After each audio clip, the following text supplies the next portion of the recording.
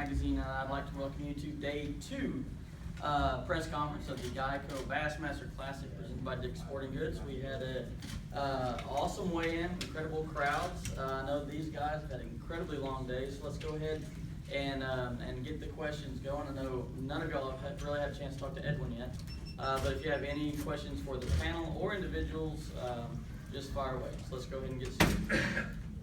Yes, sir. You have many follows or seeing fish that are not heading?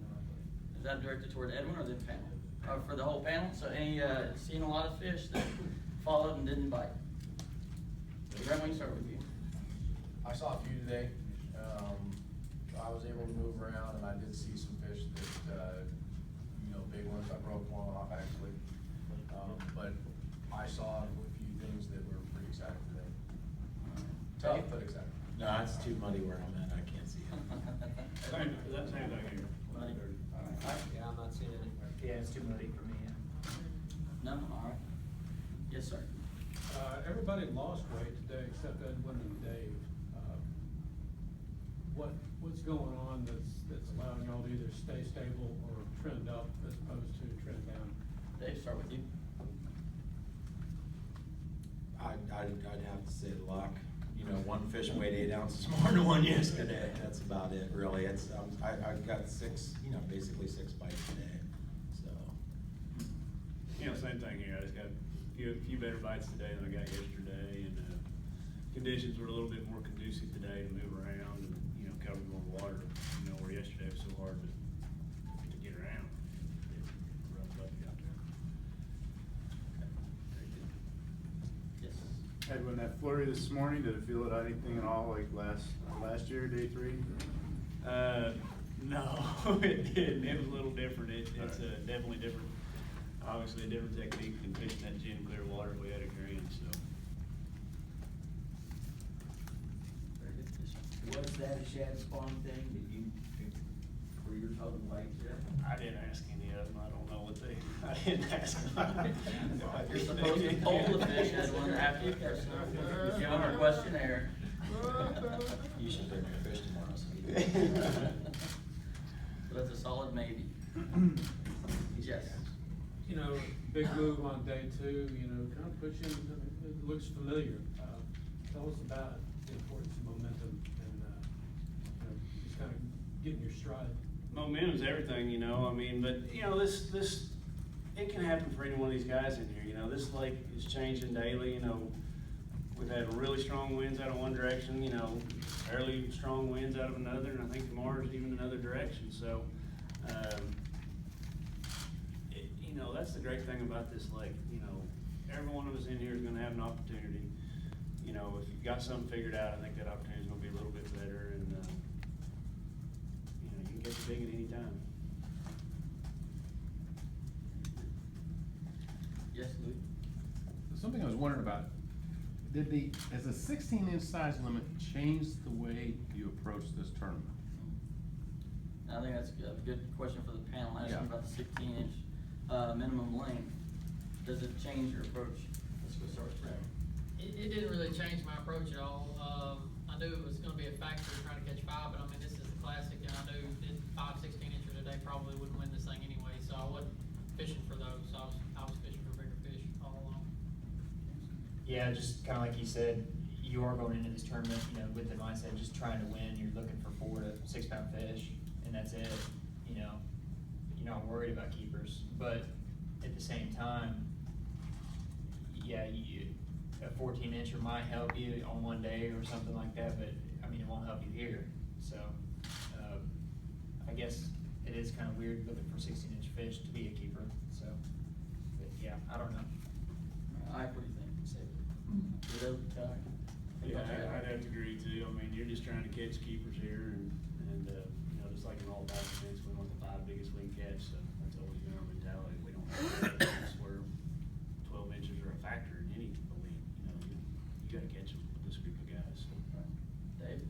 I would ditto everybody except just to say I think it's unique that I've been doing this for a long time and I've never fished for 16-inch fish in my life.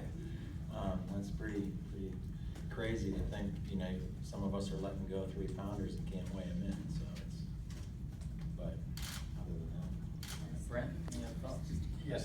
nothing different, same thing, you know, it's, you just gotta have to, regardless of the size, length, that, you know, all of us up here had the fish to be well over that, so that wasn't really a factor.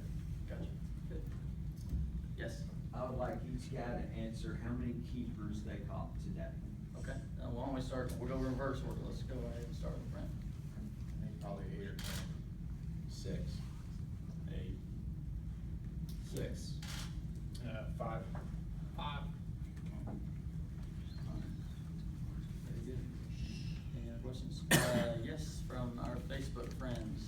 Facebook asked Jacob Prosnick mentioned that tomorrow would be really big, really special. Does anybody else agree that we'll see a big bag, maybe touching 30 pounds? Anybody wanna chime in on that one?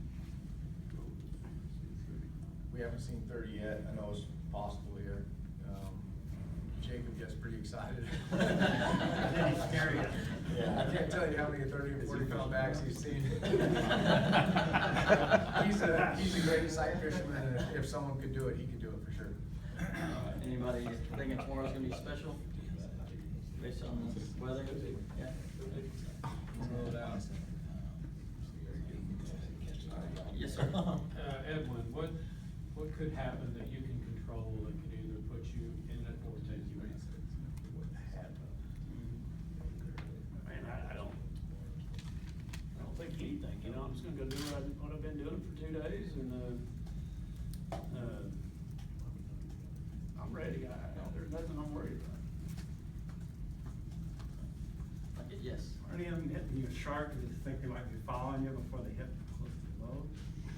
Any short strike issues? Or if they, or when they bite, they're getting it? They ditto? All right.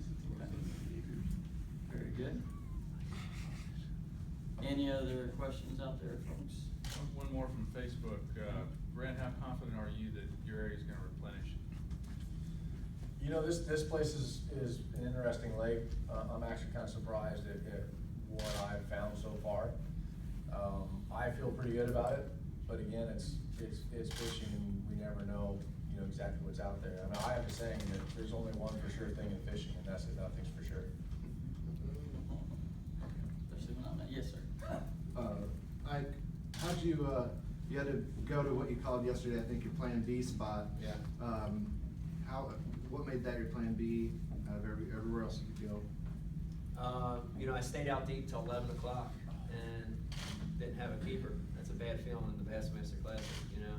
And I just felt like it was 11 o'clock was the right time for me to pack bags and go up and do the other thing. And it was a good decision. You know, in hindsight, I probably went up a little too late. Maybe I should have left about 10, but, you know, it was enough to at least still be in the mix. So it was a good move late for me.